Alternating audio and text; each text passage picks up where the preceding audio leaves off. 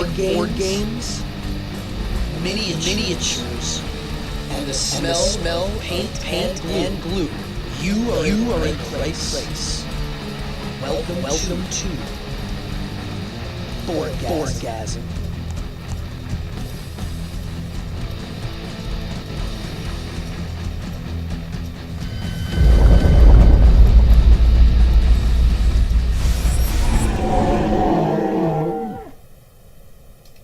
Hell. I'm just very sorry, folks. Bear with me.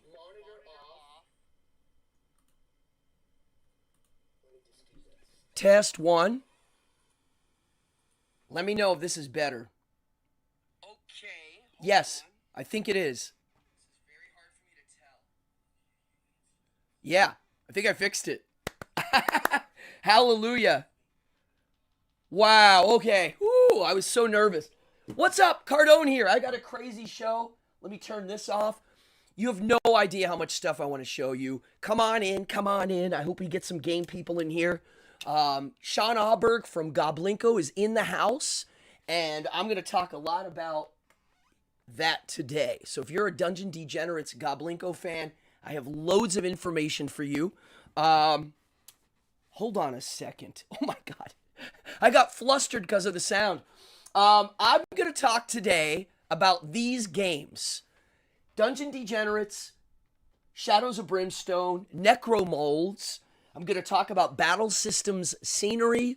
And last but not least, Nightshift, the new game that is based on a strip club experience. You don't want to miss this. I have a lot to say. Come on in.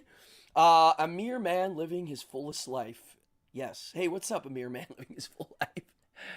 Eric, Fallon, Malcolm. All right, we got my mama's in the house. We got a good group.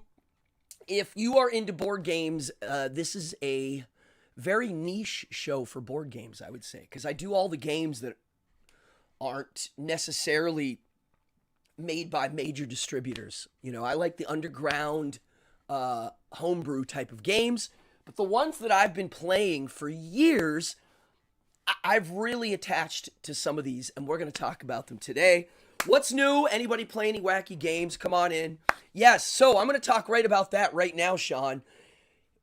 If you go in my, what do you call it? Right below, you click on it, the information on this show, you will see that I have a link for Goblinko's new Kickstarter for Dungeon Degenerates, and I'm going to talk a lot about that today. But yes, go check it out. It's the 6th printing. And he's got a lot of new stuff. He's got old stuff. And if you get the game, you get a deal. They definitely, you guys always lower your prices on the extra stuff. I can't wait. And he also has a lot of new stuff coming out from the last Kickstarter at the end of the summer. So, come on in, Michael Pike. So that's one thing I wanted to talk about on the news of this game experience. There's a great Kickstarter, Dungeon Degenerates, Goblinko. As you know, I'm a major fan. Check it out. I did all the new stuff. So there's characters coming out. I can't wait. Let me have a drink. I'm drinking Italian bitter soda with ice. It's refreshing, and I don't drink a lot. I just have like sips. Any hoozle. I don't know any good news about the big game companies like Games Workshop. I haven't paid attention to them in a long time. I have been rekindling my obsessions with Mordheim, and I plan on doing a Mordheim setup soon. If you were wondering, this can't... Look at this. This is Dungeon Degenerates miniatures with battle systems scenery. And I'm going to talk about that a little later. The reason why I bought some of this scenery is I wanted to see how nice it was. And as you can see, it's pretty awesome. It's inexpensive, and it's really good for Mordheim. So if you're a Mordheim player, battle systems, we'll talk about it in a second. Wizards of the Coast, I don't know much about what's going on with them. I do know Dungeons and Dragons 1, their new rule set online is not doing well. Yeah, It's online. I mean, I don't know. I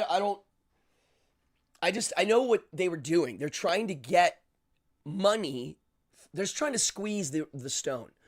And so they know that dungeon masters spend a lot of money on modules and rule books and miniatures and scenery. Players do not. Players typically just show up, maybe buy miniatures and some dice, but that's it.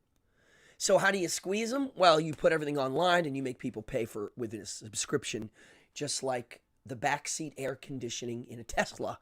Everything's a subscription, and I'm sick of it. So, yes, they have. Yes, they really have messed it. When they tried to, and Goblinko saying TSR, Wacky, Hasbro, actually, they're all owned by Alphabet, if I remember correctly. There's even somebody above them. They messed up their relations between their fans and the current creators. I mean, they were trying to take away their open game license, which is ridiculous. By the way, the person in the chat right now is the creator of Dungeon Degenerates, which is, it's an honor to have him here. He's a great artist, and I'm a fan, and he participates. So thank you for coming. And I have a lot to say about the game. I've been playing wild games of Dungeon Degenerates. We'll get into that. So yeah, I mean, I pay attention. I love gossiping about Games Workshop and Dungeons and Dragons. It's been a part of my life. When I think of high school lunchroom, I think of sitting around a table gossiping about GW and TSR. So, yeah, I don't have anything new about what they're up to. If anybody knows, I don't have anything to say. I have been playing recently a lot of the Sherlock Holmes game, Sherlock Holmes Consulting Detective. I've mentioned it before. I wish there were more games like this, but it's a reading game where you read a mystery with clues, and then you try to solve it by using your deduction. And you can use this little clue booklet and a newspaper to guess, and the more clues you use, the lower your score. And so you just try to daydream it out, and I have a lot of fun with it. So if you ever want to buy a present for someone who likes mystery books, Sherlock Holmes, this is a good present. Sherlock Holmes Consulting Detective. And I think there's 4 of them now, and the first one's been around since the late 70s. So you know it's a good game. And now I'd like to shift this a bit. If you think of the world of games, right? We've got, oh, by the way, this is a chat show. If you're live, say hi. If I know you, say hi. If you're new, say hi. We have great groups in here. And please ask questions, fire away. It's a chatty show. It is live. If you like, you can donate. If not, hit the like and subscribe. Come on, easy to do. Hit that like and subscribe. Anyway, some games become their own hobbies. So Gary Gygax, they come up with Dungeons and Dragons, and that becomes its own genre. Along comes Warhammer, takes wargaming to a whole new level, and now Warhammer became not only its own genre, it had its own magazine and convention just for one game, essentially, which is amazing. And now there's a game that's been around now, getting close to almost 10 years, Shadows of Brimstone, this giant coffin box, and I have been playing it since it came out. It is a board game style dungeon crawl, cowboys, Native Americans, Mexicans, Southwest, 1800, late 1800s, and Cthulhu mythos, monsters. That's the game. It's wonderful. And they've gotten so far, they have their own magazine now. This is the first issue. It came with cards and an amazing poster. And it reminds me of the old White Dwarfs. It's got modeling stuff, it's got stories, it's got scenarios, it has a gameplay section, it shows you the new stuff. It's really nice. And it's $10. But look, here's some of the new stuff. It's called the Hell Train set. And it's basically a bunch of missions on a train with train demons. And then there's also, here's the new set coming out, The Cursed Tombs. So we'll talk about that game in a second, but I wanted to mention the magazine, brand new, Darkstone magazine. And yeah, what's this say? For board games, what is the rigmarole of making something based on a licensed IP? Ah, The Thing. I do have the Thing game. I own that game. They gave them the license for a low price, I think, and they did a low run of the game, which is why it's hard to get.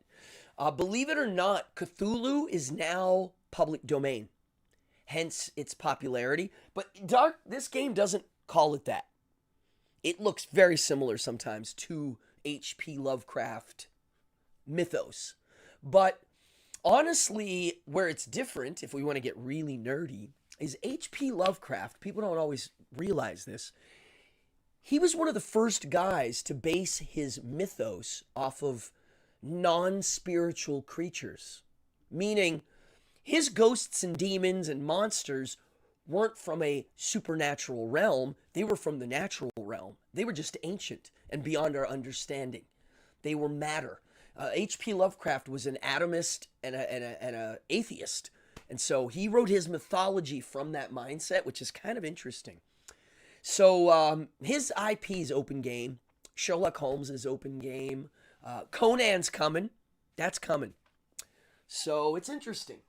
But Darkstone magazine, Shadows of Brimstone, I'm a fan.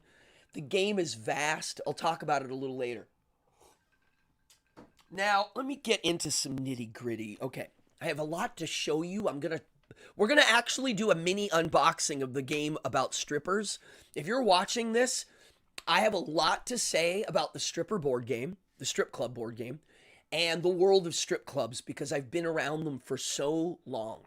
I have much to say. I've been, yeah, we'll get to that. Yeah, so you're gonna love it. This game, I'll tell you now quickly. I do enjoy it. It's amazing, and it's well produced. What else do I have to say before we get into battle systems? So let's get into it. Let me just chill for a second. You have no idea that beginning with the sound. I was like, oh, when you get all day ready for one of these episodes and then one component's out, so you can hear me, right? We're good. I can calm down a bit. Whew. Technology drives me nuts. I'm not a fan. If you watch my other shows, you'll know this. I get flustered. I'm like, because I don't know. I can't see the buttons. Okay. Yes, there's a strip club board game. Literally, you get to be the stripper and do the strip club experience. I'll show you. I'm going to show it in a second. All right. First, I would like to have some smoke, if you don't mind.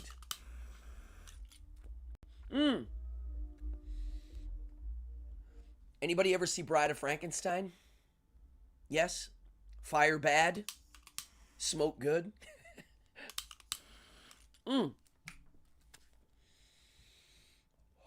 Okay, let's have a show. Let's have a show. Come on in.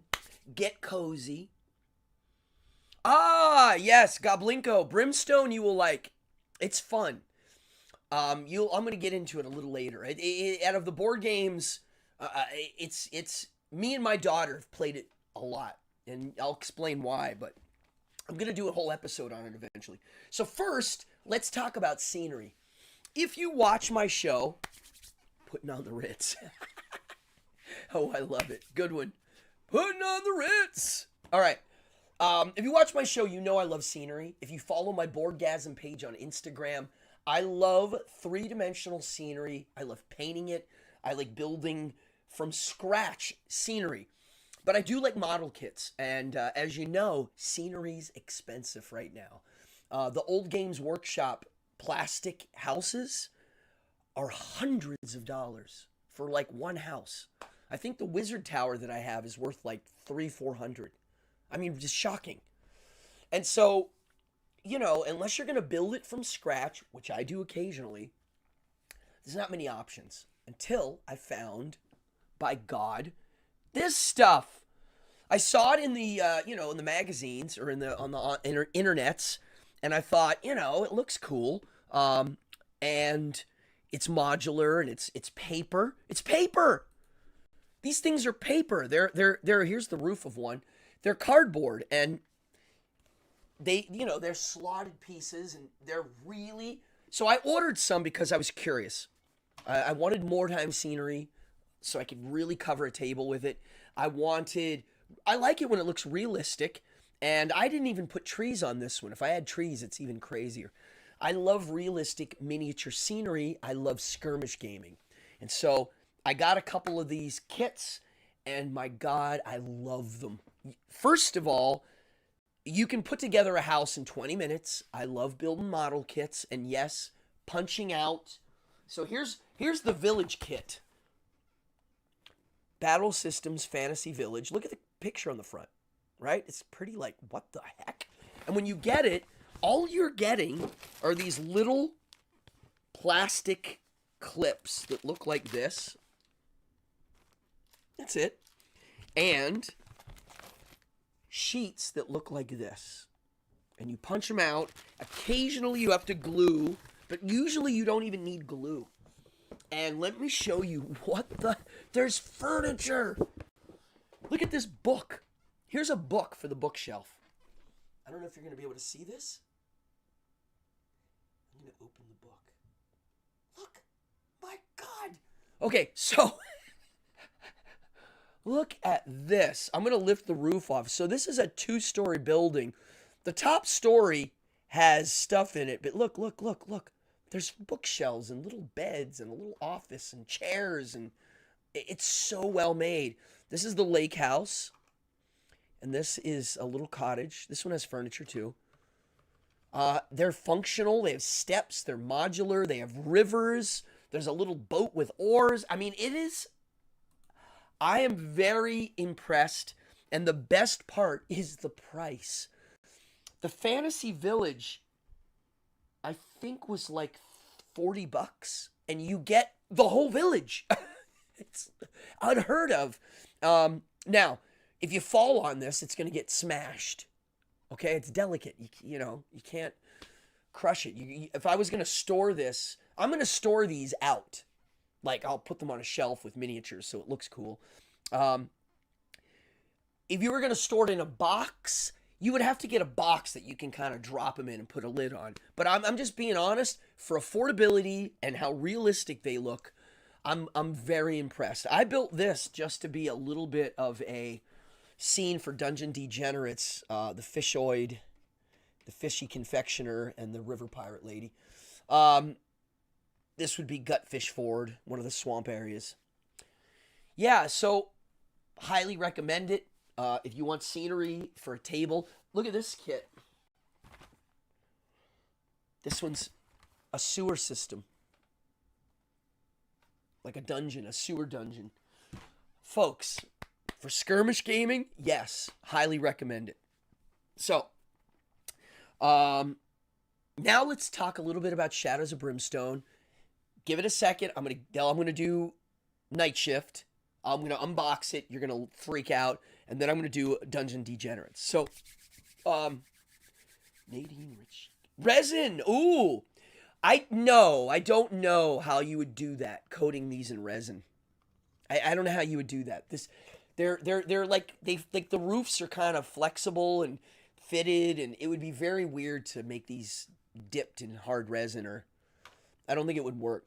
And as for furniture, I mean, there's really each set comes with micro furniture, little bookshelves and little chairs and barrels and tables, and you just fold them and they look pretty good for paper. Yeah, I don't think resin. Now, I do like resin scenery. I do like plastic styrene scenery. I'm a fan of all of it. But for just quick, fast, need to build a skirmish village, right here. And I hope more people do this. I think this is something more, it can get popular. Look, Dungeon Degenerates, when you buy the game, doesn't come with metal miniatures. It comes with flat cardboard miniatures, and I love them. I really do. I mean, I use both. When I'm playing, I use both. I use the metal ones as markers for one table, and I use the cardboard ones for when I'm doing the monster battles. So, they do, Fallon, right? I mean, Fallon has an eye for art, and you can see it's pretty. I mean, they did a good job. The way the photography of the print of the roofs and the building textures, it looks real. And so from a little distance, it I don't know, they figured it out. I'm impressed. Mordheim, the game, came with scenery similar to this. It was cardboard with plastic reinforcements. Mordheim is still in my top 5 greatest board games of all time. I'll do a show on it one day. So let's talk about SOB. Oh, yes. A paper dagger? Yeah. Yeah, you can make weapons from paper. Yes, real weapons. Yeah, it's interesting. So, Shadows of Brimstone. Basically, a quick overview how the game plays. And I put links to all these games underneath today. You play a character from the Wild West. So my first character was John Running Bear, a native, and my daughter played a rancher woman named Madison Wesley. And now I play a Mexican bandito. Alfonso Peligro is his name. And my daughter is playing a Native American shaman who uses Darkstone, which is what the plot of the game is. And Darkstone is found in the mines. And it's this dark crystal. And people piled it up. And it blew up and made a portal. And from that portal, it's flooding the Wild West with monsters and, quote, demons. So the game doesn't go the Lovecraft route because some of the creatures are from other realms. And some are actually demons. So it's interesting. And in the game, there's 2 phases, and they're actually 2 different games. One is you explore a mine, and that might lead to a gateway to another world, a spaceship, another area. You don't know. It's up to you of how you want to build your world with kits. And then after you do your mission, you go back to the town, and that's a whole thing, just being in the town. You can rob a bank if you're a bandit. You can gamble. There's things that you can do. You can get healed. And that takes a whole game session. So when you're playing it, that's cool. Yeah. So when you're playing the game, it's really immersive. It's a board game. It's a role-playing game in a box. You play against the game, so you can play solo. There are priests, nuns, cowboys. There are the Native American guys. There's samurais. And now there's a set that are conquistadors, and there's a set that are Vikings. And now they're working on, and it's coming out, an Egyptian one. So you can be a cowboy and end up in Egypt. I mean, it starts to get really wacky, but it works. I still prefer the Wild West one, but the Japanese one is called Forbidden Fortress. And it's also a basic set, except it takes place in Japan. And all the ghosts and demons are Japanese. Excellent. And that's already available. So it's a good game. I played, when they came out with 2 different basic sets. The Swamps of Jargano, and this one here, the City of the Ancients. And each one is a mine that leads to another world eventually, right? And me and my daughter beat one of the whole sets. Took a long time, but we beat it. This one we're about halfway through, and there's way more. We started playing it again. I don't know. I love it. It didn't get old. I thought I might never play it again. I remember I got a little bored with it. Oh no, I'm still in it. So, a cursed Yakuza member. Yeah, I mean, you can kind of do that in the game. I remember in the Japanese when a sumo guy is one of the character classes. They have ninjas and sumo wrestlers, and it's pretty cool. So, Shadows of Brimstone.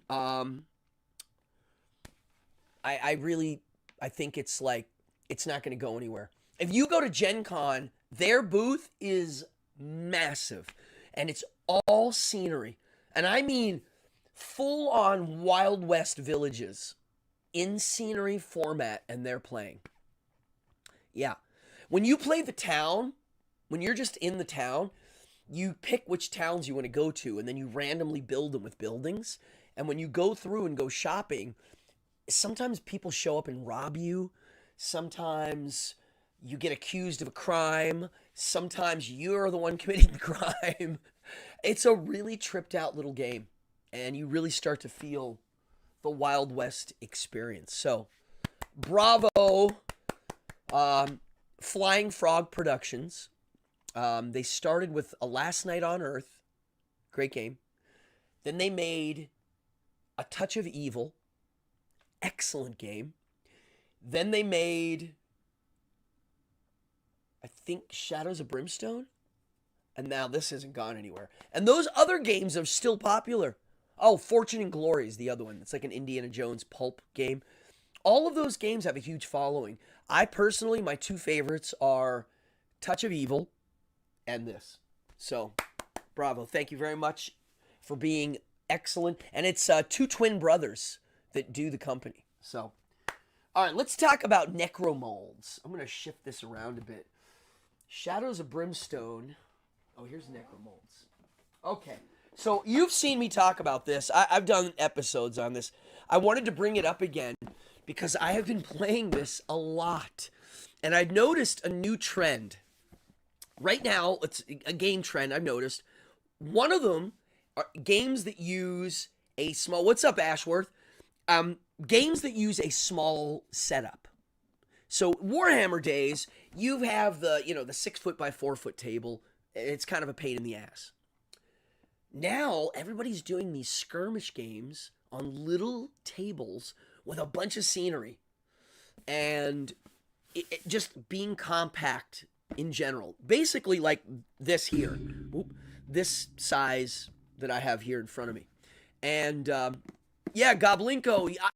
This game, it reminds me of your game in the sense that it has a really free feeling with the mythology and some of the stylings. But the thing about this game, it's a skirmish game. That's what it is. It's not an RPG. There's not like an imagination. Like when I play Dungeon Degenerates, there are moments where I'm completely visualizing these battle scenes, and there's no grid. There's no board. There's a board for Dungeon Degenerates, but the battles don't necessarily take place on the board. It's with cards and your imagination, which is 2 thumbs up. Necromolds this is where it's very different. It's a basic skirmish game. And I believe Clint, the guy who created it, he even said he made this so people can learn how to skirmish game. It's like an entry-level, rules light skirmish game. And so for kids, it's awesome. The other thing is, as for cost, well, you don't need miniatures because they're Play-Doh. Their website, which is below, if you look, it says Warhammer meets Play-Doh. And so when you're playing the game, the board, look how little the board is. And it's funny, the board is just for aesthetics. There's nothing that this board does. It just looks cool. Okay? So the board's little. And it comes with cardboard scenery, and it's good. It's good. And it also comes with these, they're called spell books. And they actually look like a little spell book, but when you open it up, it's a mold. You put the Play-Doh in. So instead of your game being points-based, meaning each troop, each soldier costs a certain amount of points, and you decide as a player how many you're going to use. And that would determine how many soldiers you have in your team. That's how war games work. This one uses the amount of Play-Doh. You can only make this many soldiers worth of how much Play-Doh you have. So it's got this fun tactile thing. It smells like Play-Doh. There's scenery. It's little. There's cardboard buildings. And then you wear these rings. And the rings are what you use to smash the troops that you beat. And you can see who did it. And these are collectible. It's definitely, if you're the kind of person that likes to have a drink and a smoke and have something tactile and pretty, Necromolds will blow your mind. And it's easy to play, and I highly recommend it. And it's good for kids. And the rule book comes with how to simplify it for kids. It even explains it.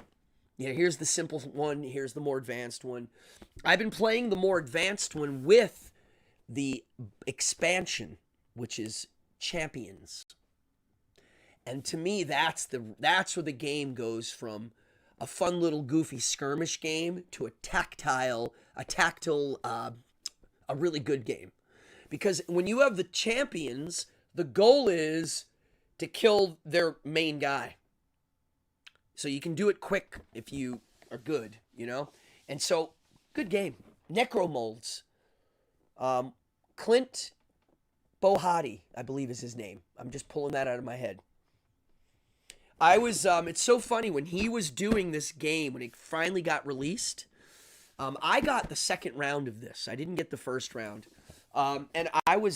Clint did a Q&A live. And unfortunately, it was in a different time zone. And me and my kid were turkey hunting in the woods, chatting with him live on his show about the game, like very early in the morning. It was pretty funny. Yes. A mere man living his fullest life says, yeah, a lot of times the rules, yeah. You should be able to play it endlessly. Yes, I agree. Yeah, I mean, that's what scares people away of the rules. I'll be honest. Some of the games I'm talking about today are a little daunting on the rules. Necro Molds is not one of them. That one's pretty easy. Well, Dungeon Degenerates is not easy. I'll be honest. He knows that I say this all the time, but it is worth the extra little effort. I mean, really, it's worth it, which we'll talk about. Shadows of Brimstone. I'll give you my criticism of Shadow of Brimstone. Great game, hard to organize. There's a million cards. There's a million tokens. There's a million miniatures, and it's a mess. And the more you buy for the game, the more messy it gets. So what do? Well, you got to be good at organizing. A lot of nerdy gamers like doing it. I like it. I enjoy organizing boxes, and so, endless play. Most of these games that I'm doing have, kind of endless play. The clay game, the Play-Doh game, it's a skirmish game. It's never the same. And if you get somebody else that's good at skirmish gaming, let's define skirmish gaming.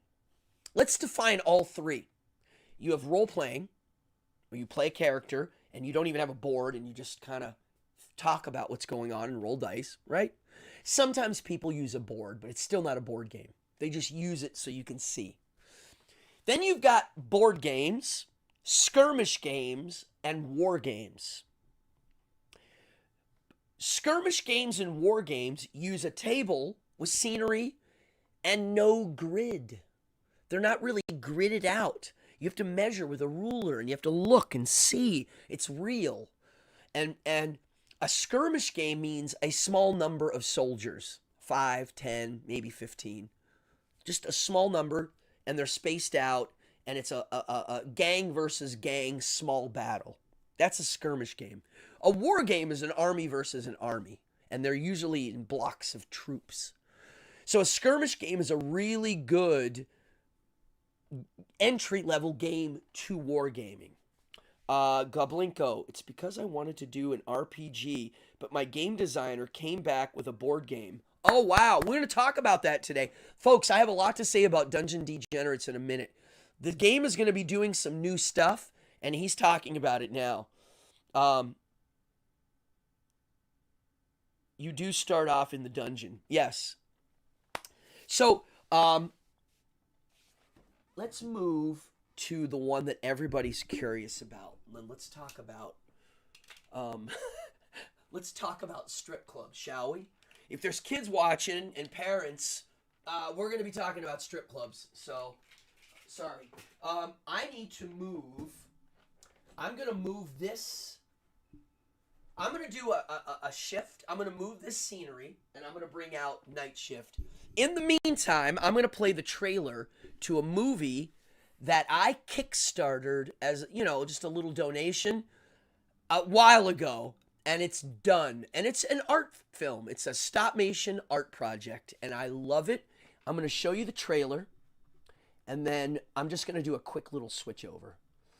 Here, check this out. Don't move.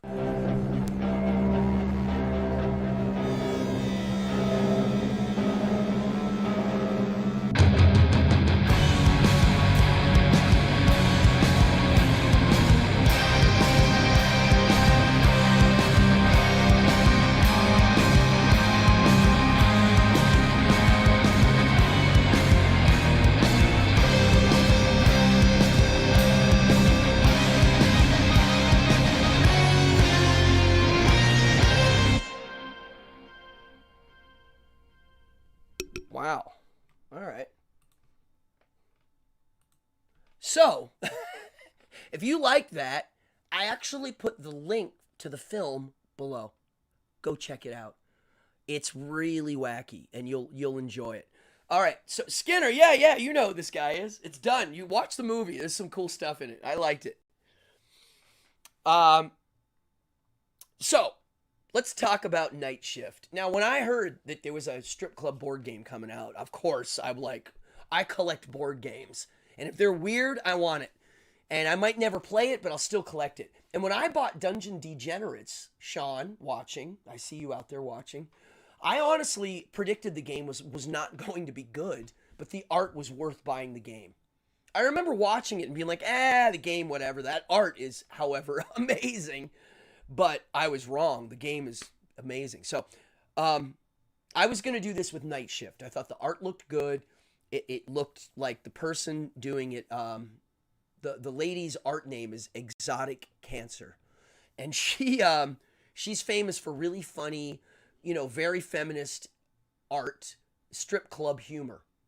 And if you go to her Instagram, you'll see. It's really good. And she makes stickers and she makes art. I think she did a tarot deck.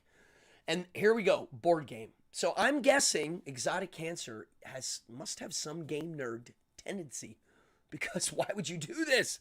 So I'm going to show you now. I kickstarted it. I have it here. I got the deluxe edition. I'm so glad I did. I've only played the game once, and I did the solo 2-player one where I played two strippers. I didn't even open the money yet because I want to wait for the 4-player versus, because that looks like the most fun. But wait till you see this. This is so well made. So here's the deluxe edition. It comes in like the black, sleek box. And here, let me slide this out. Hold on. This is a little tricky. Okay, now look at the game. Look at this. It is absolutely stunning. It has the magnet flap.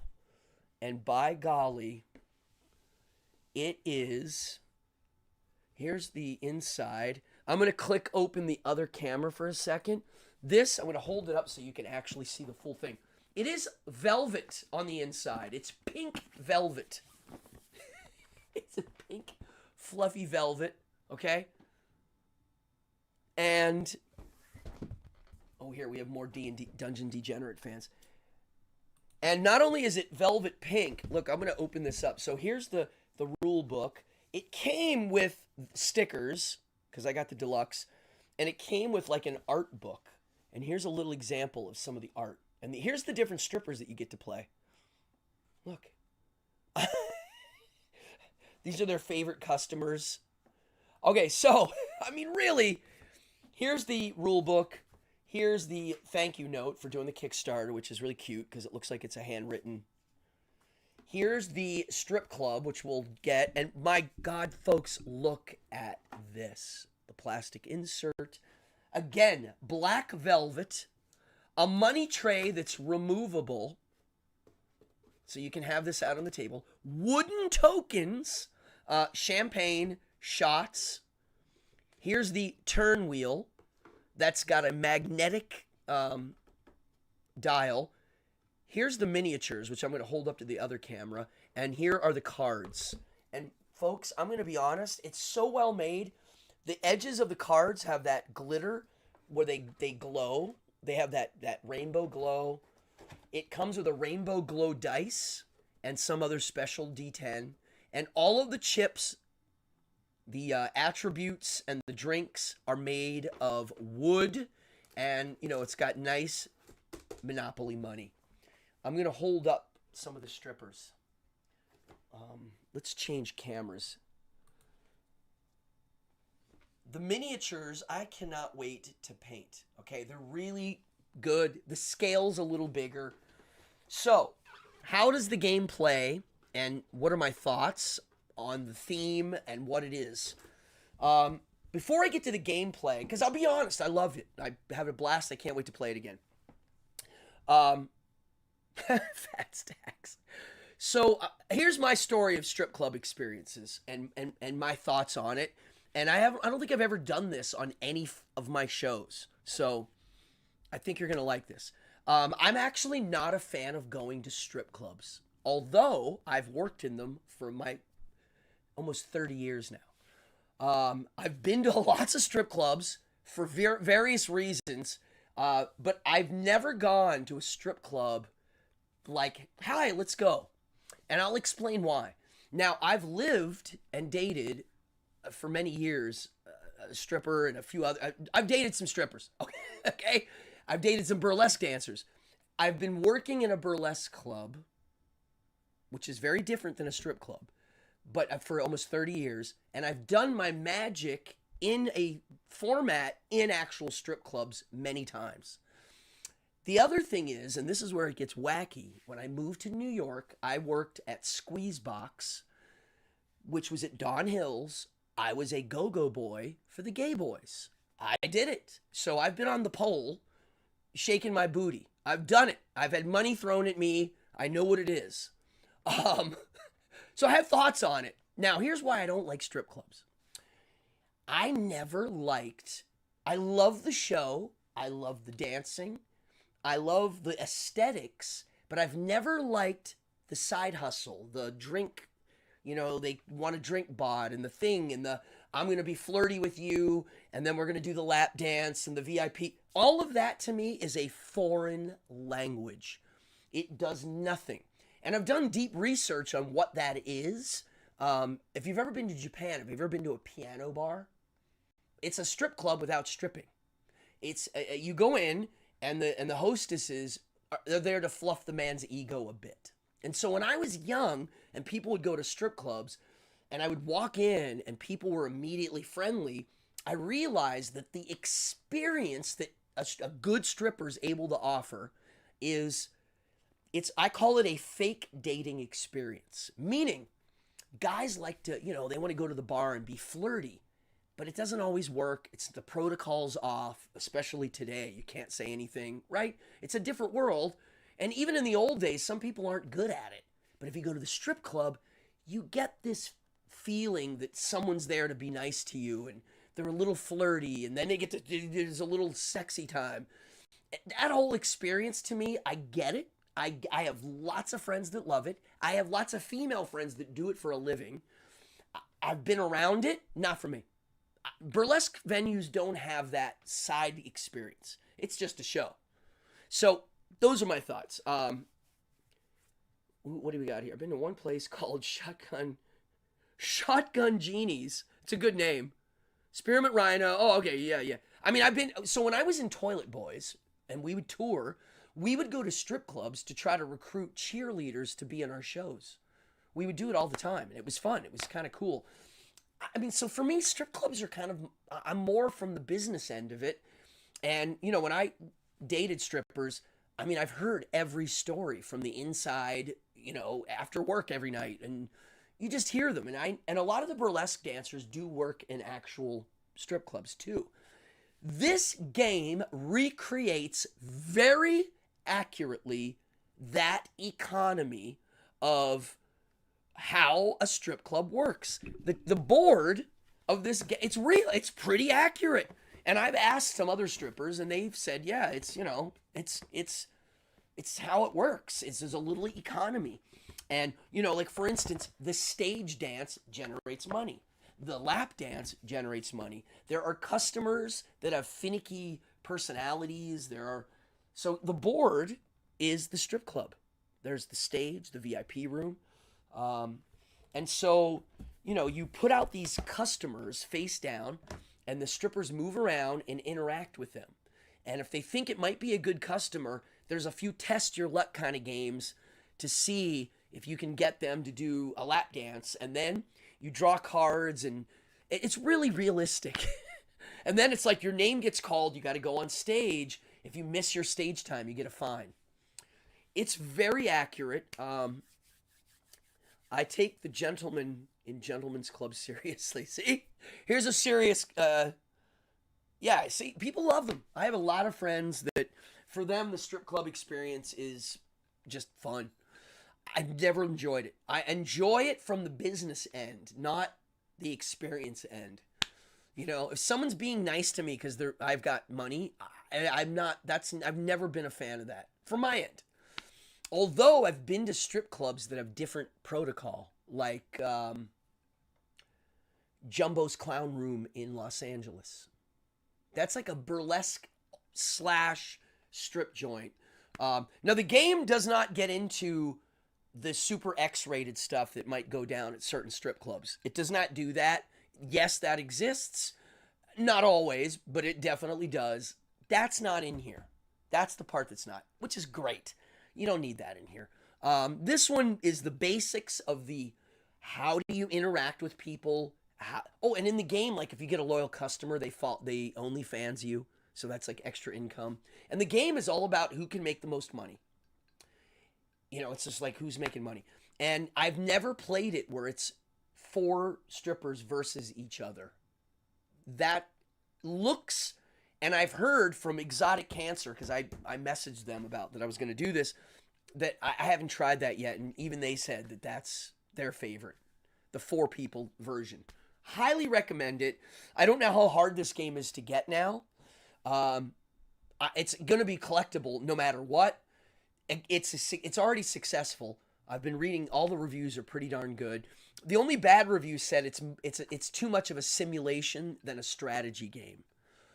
Well, says the person that only played it once. That's how I am with a lot of these. You can't play a lot of them just once. You got to really play it a few times to get the detail. It was boring until I went to a burlesque. Okay, yes. All right, so there you go. Squidling. Oh, they're my friends. Okay, well, who is Dark Alchemy? He's my friend, Jelly Boy. Those are my friends. Yes, so that's the world I'm in. I work at Slipper Room. It's the longest running burlesque venue in New York City and maybe on the world. I don't know. It's an actual theater for burlesque. Again, magic. Jelly Boy works there. I work there. There's boy strippers, girl strippers, little people strippers. And some of these venues do full nudity because they're theaters. It's got a different license. Strip clubs in certain states have certain licenses. In Vegas, you need a license. In some areas, the VIP rooms are rented by private people. Starts with a P and ends in a P. Those people rent the rooms in certain ones. And I've actually done magic in venues that you can kind of tell some of the people working there don't want to be there. I've done those. That's scary. So there is a dark side to the world. This game doesn't dwell on the dark. It would have been funny if that was like a card in the game or a deck. The creeping darkness. But, you know, not everybody can handle the business of being objectified. Because that's what it is. It's the business of it.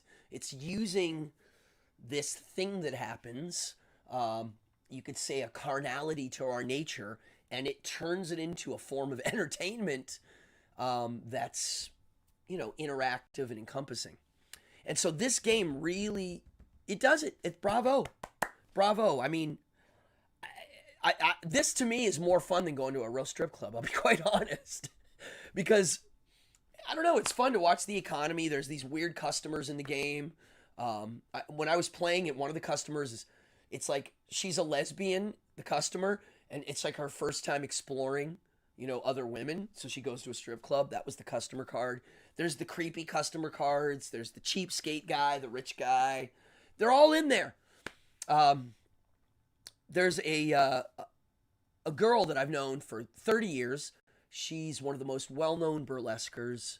She worked in strip clubs, peep shows, you name it. She was in porno magazines in the back, in the ads, as the Cindy Crawford lookalike. Her name's Jo Boobs, a.k.a. Jo Weldon. She's a really good professional performer, and she's written many books on the subject. And she founded the burlesque school in New York. And she is a master of strip club one-liners. Like, hey, are those real? You know, real expensive. And so I've hung out with her a million times because of doing shows and whatnot. I actually saw her last week. And I just always remember, like, that whole, like, you know, the stuff men say at strip clubs. And one of the things I don't like about strip clubs is a lot of times women are seeing men at sometimes their worst behaviors. And so there's a lot of... This is why I don't go. I mean, here's something funny, a little anecdote. I was at a strip joint with a friend. We were doing a Toilet Boy show. There was nothing to do. Oh, in Canada, we used to go to the strip clubs to eat. They had food. It's crazy.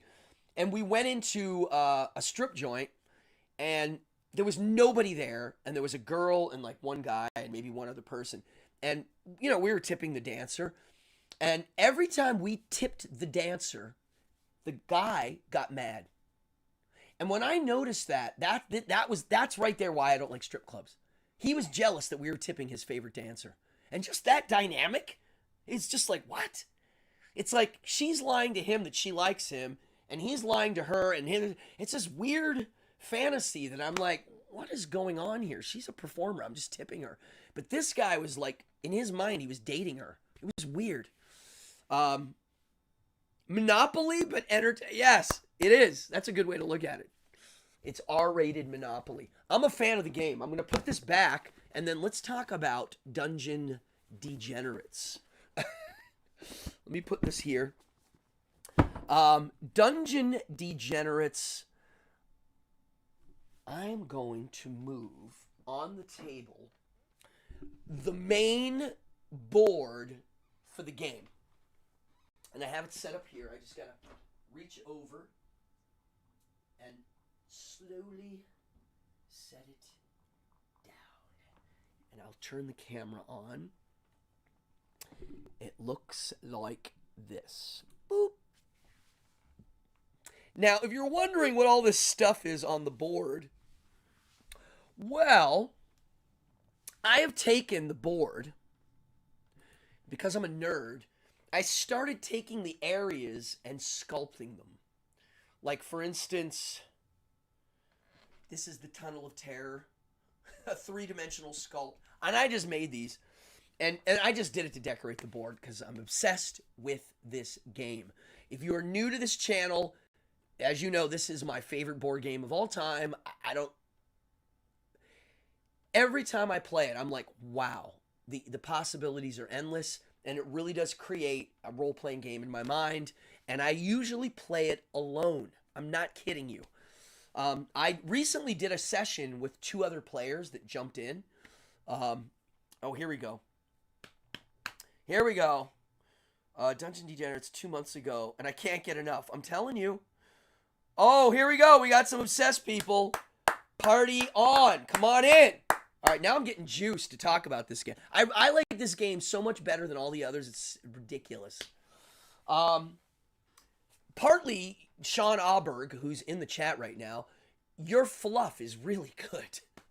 The storylines are good, but the gameplay's crazy. So anyway, I recently did something I've been wanting to do, and that is I wanted to do the War on Goblins mission and flip the Goblin Kingdom from a red number to a green number. So it's a town, and I did it. It's now a 3.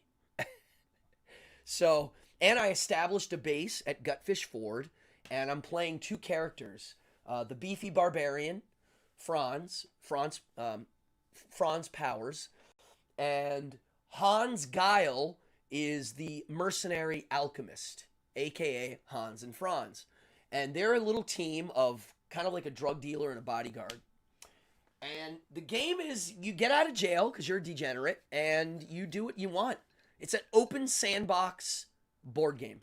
And this is my second campaign. My first campaign lasted 3-4 years. No kidding. I played one game for 3 to 4 years. This game I've been playing now for 6 months. I started a new one. You can watch live gameplay on my last Boardgasm. So go back and check that out. You will see live gameplay. So recently I've been, really obsessed with this. And Sean Auberg, watching, mentioned that he's doing a role-playing game. And he said it tonight. His original intention was to do an RPG. And then it ended up being this. I mean, what the heck? This is a board game where it's like a version of Pandemic where the world's slowly getting rotten and you have to kind of fix it up as you're going. Except this one's slow. The rotten goes slow. It takes forever. So it's slowly getting, hey, Dark Alchemy, party on. Thanks for the tip. These make me smile. Bada bing, bada boom, grazie. So it's this like the world's slowly getting rotten. You're moving around. You have missions. You don't have to do the missions. If you want, you can just move around and kill monsters and collect loot. But you do the missions, and the combat are cards that you draw and assign them to these characters. And then there's dice. There's no grid. It's all here and just cards and event cards. And there's so many endless possibilities and so many narratives just erupt that are so cinematic and serious and wild and sometimes goofy and sometimes you're the bad guy in this game. It's really good. There's definitely drug use in the game. And you can be the bad guy or you can kind of become the good guy vigilante. It's up to you. It's excellent. So recently, I started taking on some big missions, and I've had times where I play this game where I don't do well. And my characters are getting hammered, and it's just so hard. I got a little ahead of it, and it's been so fun. Well, what's he saying? Oh, thank you very much. Dark Alchemy. Cheers. I was going to do, I might do a giveaway tonight. We'll see. I have some extra Dungeon Degenerate swag. So if you're in here, stick around at the end of the show. I'm going to roll a dice and count down to the people that respond. And I'm going to send you compliments of Boardgasm and Uncle Sean from Goblinko, who's watching. He gave me a stack of some stickers and postcards. And we're going to do a little giveaway. I'll send you something via the evil overlords at Dungeon Degenerates. I wanted to talk about a role-playing game and what that would do to this. Now, right now, if you buy Dungeon Degenerates, you get the board game, and there are 3 different mission books. And there's some other stuff with some missions, but that's what you get. There's Mean Streets, which is an expansion that adds the Plague, and it adds the, what do you call them? The events that happen in the towns. And I use all of that. But Sean's telling me there's this role-playing game thing, and the game is called Low Drama, which is a funny name for a Dungeon Degenerates role-playing game. Why? I'm curious why that name. It's interesting, because at first you don't know what it means. You're like, is that a role-playing game? What is that? But, okay, so I forget who's the gentleman that wrote all those weird books that take you deeper into the segments. So already on their website, you can get these booklets that go into areas of the map deeper. Like it opens up another little mission. So this giant map of the known world, you can get into each section now. Okay? And that means a role-playing game could go, you could get to a certain area in here and then immediately go into a role-playing game sequence. You could probably just marry these two different genres in one game. And if you want to do the role-playing parts, great. If not, you do the board. It doesn't matter. I can see that being, that's kind of different. I don't think anybody's ever done that before, have they? That's kind of new. Yeah, choose or lose. That's it. Yeah, they're like a choose your own adventure / version of this game inside the game. That already exists. I've gone through one of them. I own the other ones. I'm going to eventually do them. One of them's in the Tunnel of Terror. One of them's up here in this thing. Come on, focus. Did you guys see this one? Look at this one. Look at my Temple of Madness. This thing came out pretty good. So, now, how about this? What if there's skirmish games here too? Yes. I feel like role-playing is like improvisation with rule. Yes, I would say so too. Yeah, and here's the thing about RPG is there has to be a shared logic. So, if I'm like, all right, you're on the side of a bridge, and on the other side of the bridge, there's skeletons. And one of the guys is like, well, I stabbed the skeleton. It's like, well, you can't. You're on the other side of the bridge. Your arm's not long. You're not stretchy, man. So it's improv. There are rules to this improv, which good improv has rules. You have to. I mean, there's some formulas that make it better. And then on top of it, you do have to have this invisible shared logic that you're in and talking about. And that's what makes it. Yes, yeah. Goblinko says he went, so he went for low drama because it's low fantasy, not high fantasy. Yes, great. I mean, that's what this is. It's the dark bellow, what do you call it? Nether regions of a fantasy story, which is the cell. Improv fans. Yeah, so the cell of the game is you're the bad guys getting out of jail for various reasons. I mean, the fishy confectioner, I think she was in jail for a health code violation.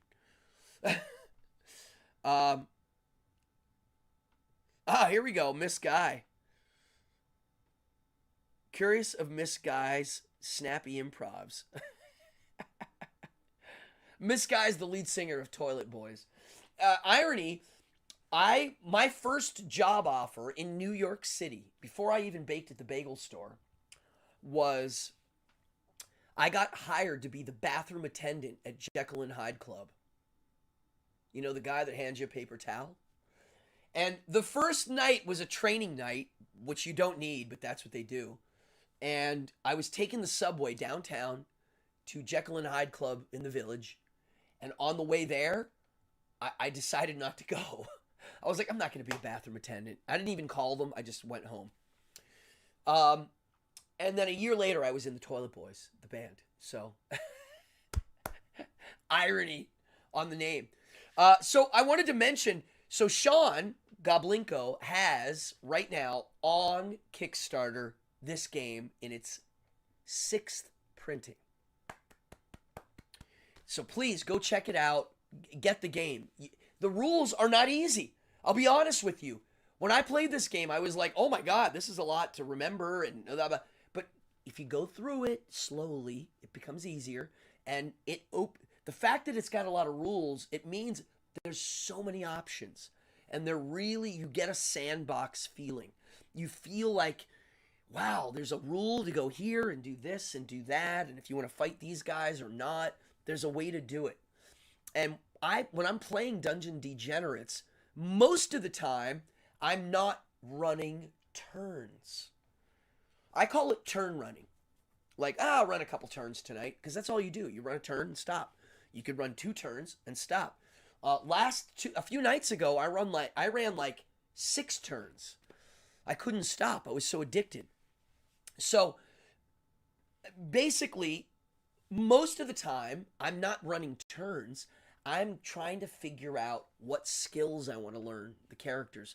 Or I'm looking at the map going, okay, like right now, I just made the Badlands safe. I created a couple safe havens. And now I'm in the known civilized area at the monastery dealing with the priests because they're doing some dirty thing where they need dead bodies and they hired us. They heard we were pretty pro. And so we're now getting dead bodies and delivering it to this religious monastery. And Lord knows what they're going to do with these bodies, but whatever. We're going to make a bunch of money. And then we're going to go back, all the way east to the Badlands. And there are crystal mines that we're going to turn into a drug that we sell in Brutalburg. That's what we're doing in the game. And these are all missions that have rewards if you do them. What's this? Oh, Miss Guy and Pierce. Wait, Dark Alchemy, what is your actual name? Because I don't know who's who anymore with code names. And do I know you?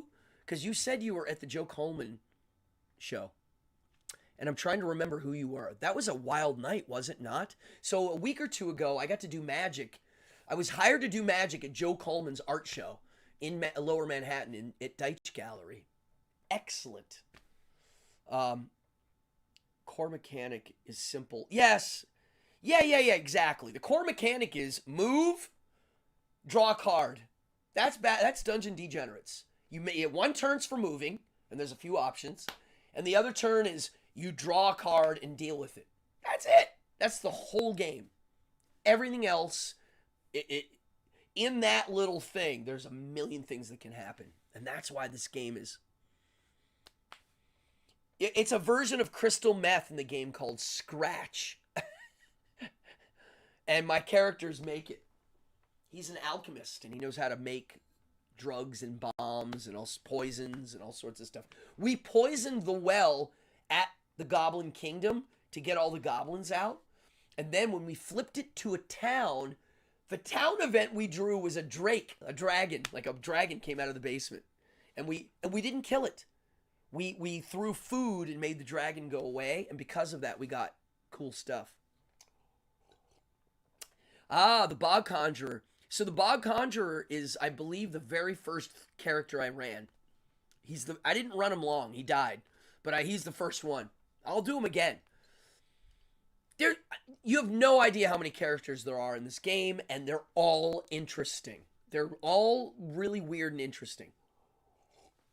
So one of the games coming out for this expansion, there are 3 that were Kickstartered last fall, and I believe they're delivering this fall.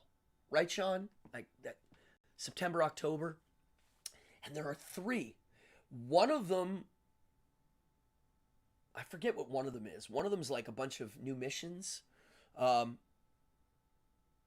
yeah, he does look like Iggy Pop. Oh my God. Yeah, there's lots of Easter eggs in this game too that I'll notice and be like, wow. One of the box sets is you get to be goblins. It flips it now. You get to go to the goblin world and be from the goblin end. One of the box sets is a new map, and it's the moon. You get to go to the moon. How do you get to the moon? Is it through the maze? The maze is warp space in the game, and it's right now I have 1 portal on the board. The Bloodsport Brawler. I love that you guys know the names, because I'm always talking about this with people that don't know the names. My favorite character that I've ran so far, it's funny, I forget the banished sorcerer. I named him Glebe Tongteat. Glebe, the banished sorcerer, was my favorite. He's like a lizard guy from outer space. Like he's this weird race. And I don't know, I had fun. He's like he was like an alien almost. I liked him, and I really like playing Hans and Franz. What if the moon is a permanent a shroom trip? I think, Sean, you were telling me you're going to be able to explore in the moon. I'm not sure. I can't wait. It's next fall. I'm going to, do some smoky and go to the moon, if you know what I'm saying. It's going to be fun. Now, this game, as packability, like for packing it up and putting it away, and it's pretty easy. But, and I'll be honest, I leave mine out. I've had my Dungeon Degenerates out for pretty much since the game came out. And I've built many dice trays just to play this game. And I built them, and I'll show you why, so that they can hold cards and tokens. Like, here's a dice tray I made that has a card holder. So you put the cards like this. And I don't know. This game, the reason why I know it's good is it has inspired me to build scenery and to do things with it. That's how you know a game's good. If it's inspiring you to add your own juice to it, it really does something. Oh, there's an underworld. I love it. Yes, she is. She's the Lady Ultimate Warrior. Yeah. Yeah, I kind of noticed that. Her makeup. Yeah, one of the characters is like literally a pro wrestler. She has the skill of performance, and she's strong. The Weird Wizard. Yeah, I haven't played him yet. It's not easy to set up or take down, says the creator. Right. The problem is, on the map, there are numbers. And they have chips, and they're going up and down and up and down. So you have to take them all off and then figure out where they all go. I've thought about ways to do that. I've talked to you about it, Sean. Somebody made dials that you can turn. Again, that makes the cost go out the roof, and I don't ever think that needs to be done. A dry erase version where you can write and fold it. I mean, you can do it on a piece of paper. That's the thing. Weird Wizard, the Fool. Ah, interesting. I do like the Fool. My buddy played the Fool like a month ago here. And I played a new character. Yeah, I mean, I have a few characters living in this world now, but the main ones are Hans and Franz, and they're getting kind of powerful. They have a handful of skills, and they're mastering their skills. They're amassing gold. They've established a base. Eventually, I'll retire them if they get strong and start new ones. It's so fun. Any questions? Ask me. I do know the rules pretty damn well, even though there's a lot of them. And I do play the game. I think I play it exactly how it's written in the rules. I don't think I don't use the weakness cards so much. That one I don't use. Yeah. Makes the game too much to menu. Yes, of course. Right, I know. You got to keep the cost down. And listen, I like simple. I'm a fan of simple. I'm a fan of paper and pencils, simple. And I love the fact that this game has cardboard miniatures when you buy it. Flat cardboard. Here's a question, Sean.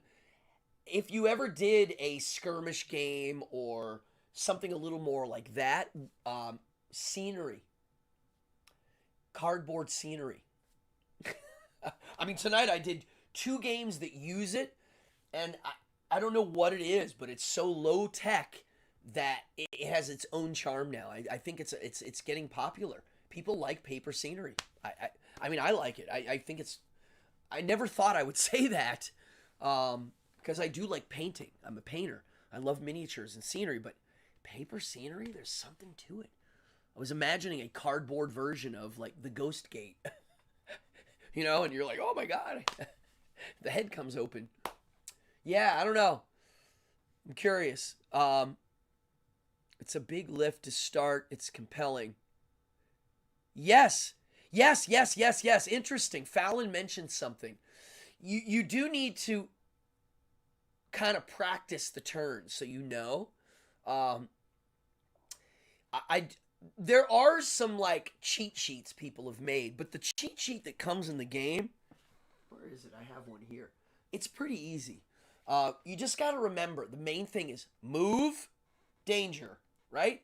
And so moving, all right, are you going to be bold or are you going to be quiet?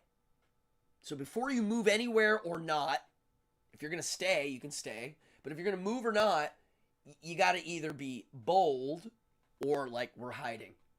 And that determines what's available in your choices. So, for instance, well, here's the thing. Dungeon Degenerates makes miniatures. They do. Um, I don't think it's unethical. He asks if it's unethical to use one miniature from a game to another. I don't think so. It's just how much of a fan you are and how much, you want to spend and make it, you know, one thing. I mean, that's how I would see it. Ah, Triumph, I do use those. But honestly, use everything. Yeah, I mean, that's what I do.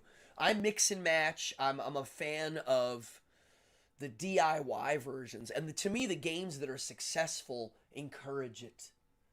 DCC, Dungeon Crawl Classics, they encourage homebrew. This game, it just, look at all the fans this game has.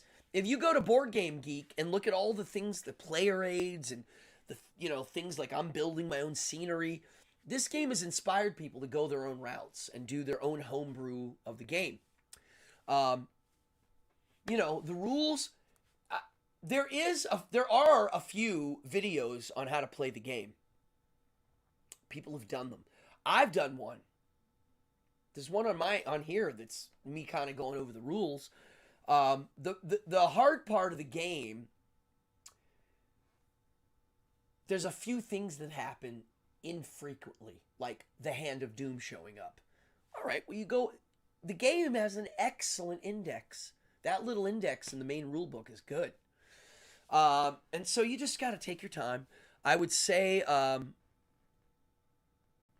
yes. Oh, interesting. I didn't know that.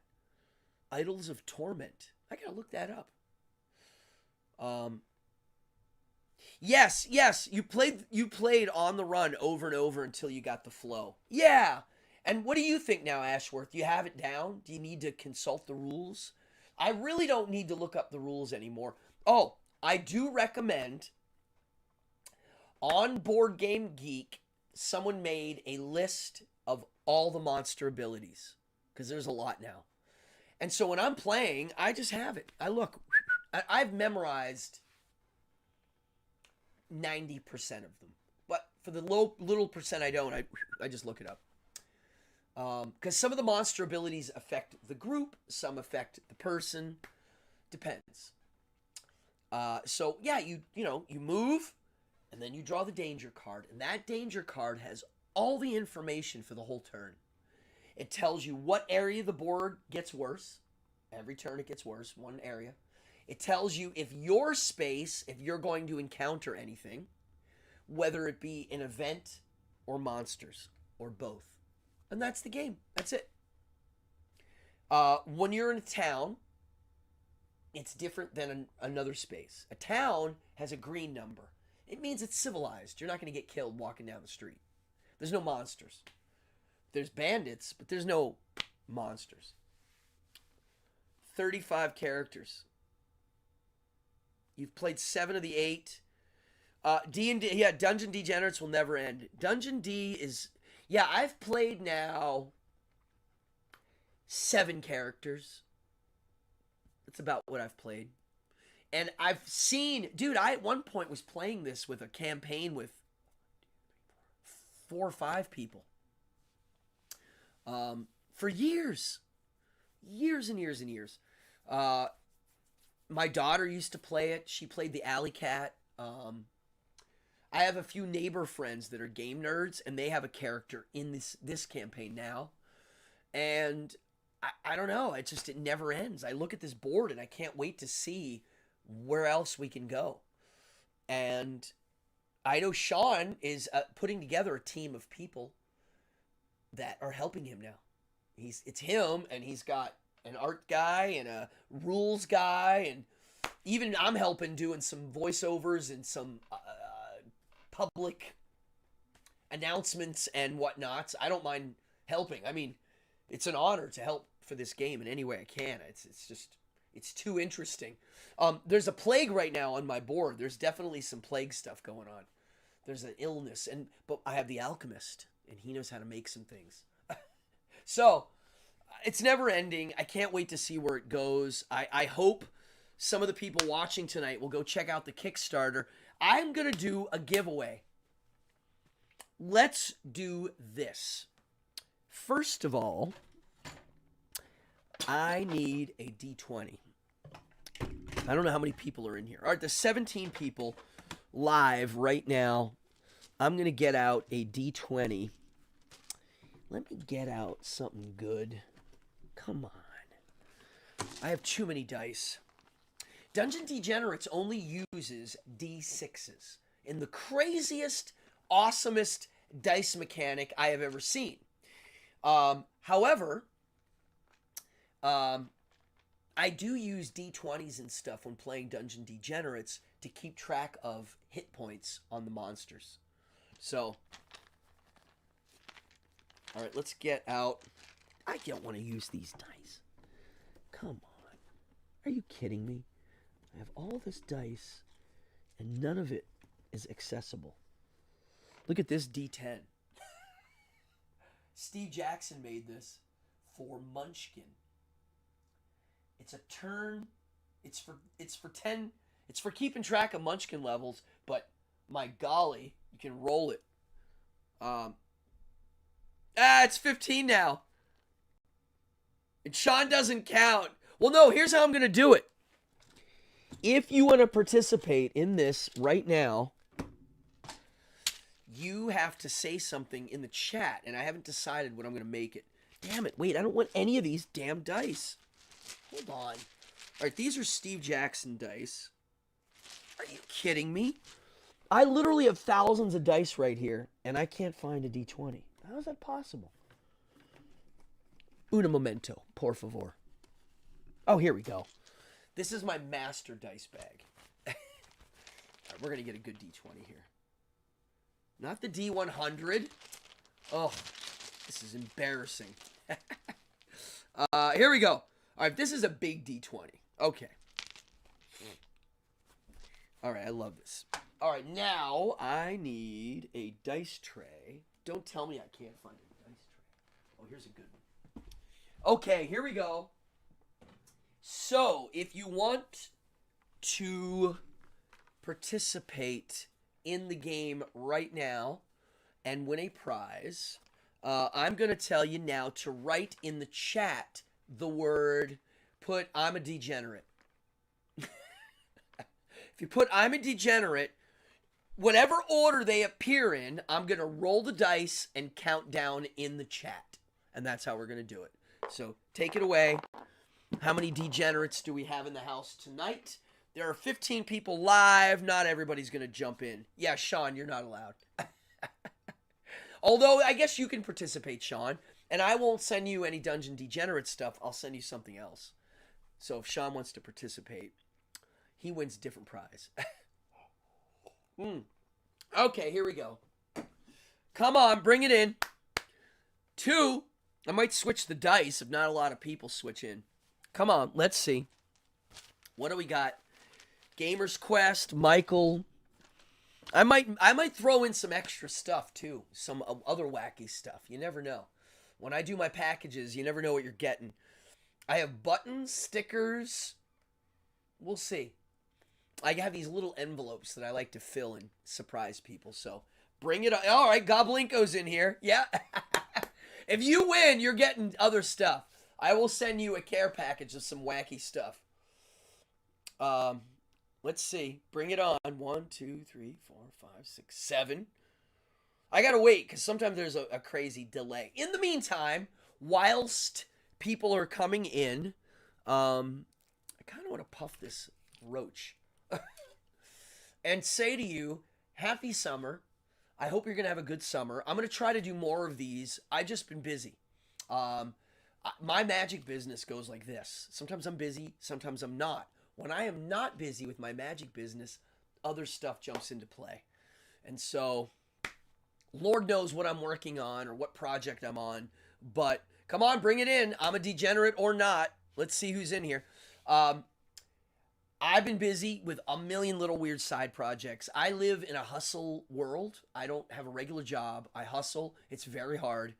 And it comes in ebbs and flows. And so these live shows, I have to kind of squeeze them in. I love doing them. But yeah, Magic Robot. Are you a magician?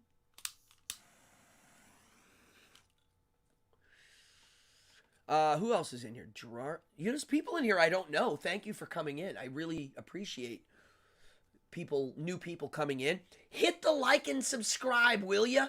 Please. It does help. And, if the notify, all of it helps.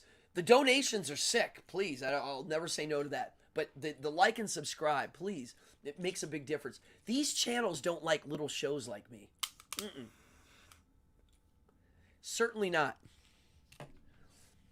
YouTube is now corporate tube. It used to be homebrew was the main jam. Come on in. All right, what do we got in here? We got 1, 2, 3, 4, 5, 6, 7, 8, 9. All right. I'm going to roll a D10. 1, 2, 3, 4, 5, 6, 7, 8, 9. There's 9 in there, right? Am I crazy? Now I'm going to have a hard time finding a D10. And I'm a little blind these days. Here's a D8. I want the D10. Do I have to roll the big one? There's the D12. Are you kidding me? We'll get it. This is fun. I'm going to roll the damn D. What is this? This is the D14.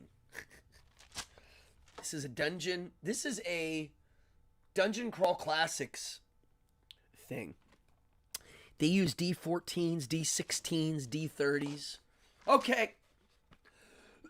A touch for smoking wax. Oh, believe it or not, this torch is my daughter's torch for making creme brulee.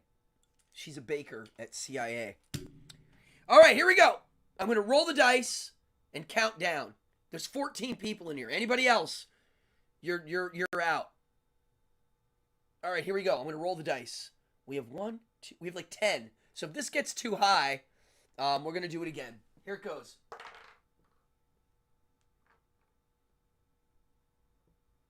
5. Blind. 1, 2, 3, 4.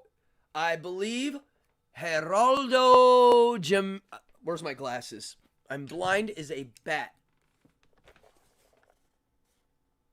Gerardo Jimenez. Am I pronouncing that right?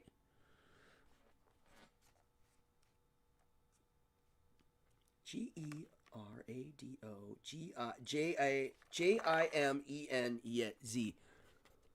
Gerardo Jimenez.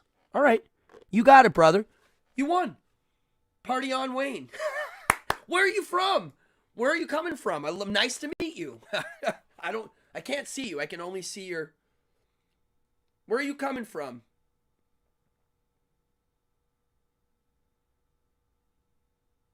I can't see. It's cocked. No, it wasn't. It was sort of cocked, but then it fell. Yep, that's right. Well, where are you coming from? Are you here? This is what I need you to do.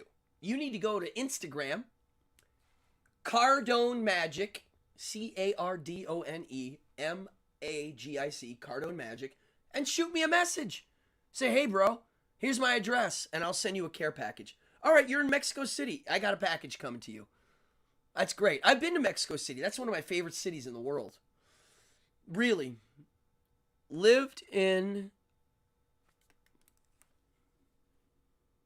Louis? Oh, St. Louis. Love it. Yeah. Dude, awesome. Mexico City. Folks, if you've never been to Mexico City, wow. It reminds me of old school New York. There's crazy artists and just there's a really global, alive, people from all over the world, art from everywhere, a really weird mixed bag of Mexican culture and European stuff. And I mean, I was blown away. That city, yes, I could live there. The only thing is it's far away from everything. It's on the top of a mountain. It's amazing. And I do like mariachi stuff. And I remember there was mariachi guys everywhere. I was there on a layover and I got to do like a full day. Loved it. I want to go back. You send me a message. You can email me too at cardonethemagician@yahoo and I will get you your package. Yep. Lots of good graffiti. Yeah. I saw a lot of good street performers. That's what I was kind of doing. I was checking out the street performers and stuff. Yes. It says, go back the 6th printing if you haven't done. 6th printing meaning Dungeon Degenerates. Yes. Folks, go down and look. In below, I put links to all the games tonight. I also put a link to the Kickstarter. I also put, thank you, Ashworth. I also put a link to that movie. It's only like 30, 40 minutes long. It's great. It's an excellent wakey-bakey, drinky-winky, chill out and watch movie. It's very visual. Yeah, and we got a guy that won, Gerardo. Thank you. Send me your address. I got a fun package for you coming in the mail. And check out the show. Hit the like and subscribe. Thank you, folks, for coming out. I've been doing these shows now for a little while. I still like doing them. Anytime I don't do them, people think I'm sick of it. I'm not. I wish I could do more. I just don't have the time. These seem simple, but do require, like you saw me tonight bugging out on the, whatchamacallit, the beginning, the sound. If something goes wrong, I am lost. This is actually a complicated little ordeal. It really is. Yes, party on, Ryan. Everybody, thank you. Sean from Goblinko, thank you very much for watching. If anybody else is watching that makes these games, bravo. You are all artists in my world. If I had to pick my favorite art in the world, it's this kind of stuff. It's interactive art, which are board games. And that's what I love. And I'll never stop. Thank you, everybody. I'm going to take us out with, I don't have an outro for this show. I have an outro for all my other shows. So instead of that, I'm going to take us out with a trailer. Thank you, Sean. And yeah, I'm going to promote your Kickstarter on my Boardgasm page. I mean, how can I not? Thank you, everybody. Ryan, thank you. Gamers Quest, everybody, thank you. I'm going to put us out with a trailer. We're sticking to fantasy tonight, okay? I'm going to do... Oh, I know what we should watch. I have a collection of really good trailers. And one of my favorite trailers... Come on. Where the hell is it? We're going to leave with... No. Not Dragon's Lair. Come on. It's a movie. I'm looking for a movie trailer. No. I can't find anything. Did you guys notice online, whenever you're on your phone, if you're looking for something, everything's hard to find. It's just there's so much. I'm looking for the trailer for Sorceress. There it is. Folks, watch this, and I'll see you around town soon. Play board games, roll dice.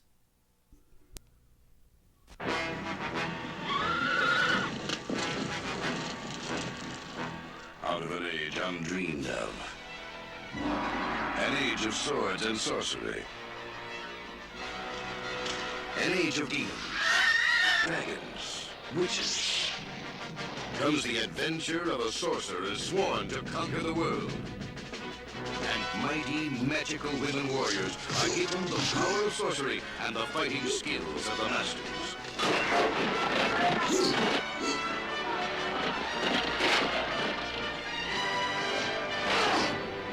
Innocent twins seek revenge against the sorcerer and discover one must die.